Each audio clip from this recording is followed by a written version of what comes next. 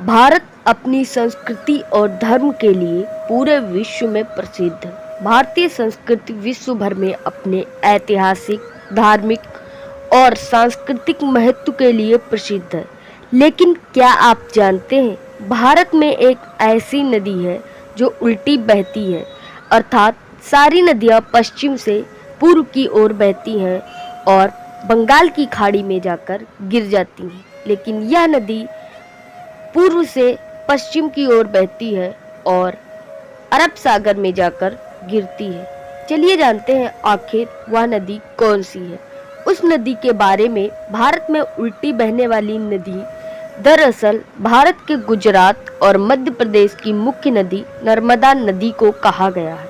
यह धारा के विपरीत दिशा में पूर्व से पश्चिम की ओर बहती है और अरब सागर में जाकर गिरती है। यह मैरवल पर्वत के अमरकंटक से निकलती है। लेकिन आप सोच रहे होंगे कि आखिर नर्मदा नदी क्यों बहती है उल्टी।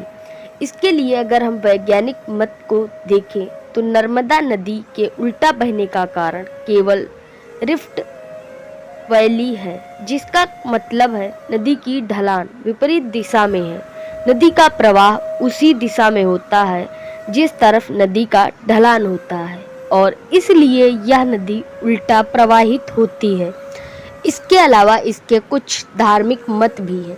पौराणिक कथाओं के अनुसार नर्मदा और सोनभद्र की शादी होने जा रही थी, लेकिन विवाह से कुछ पहले नर्मदा को पता चला कि भद्र उनकी दासी जूहिला को पसंद करता है।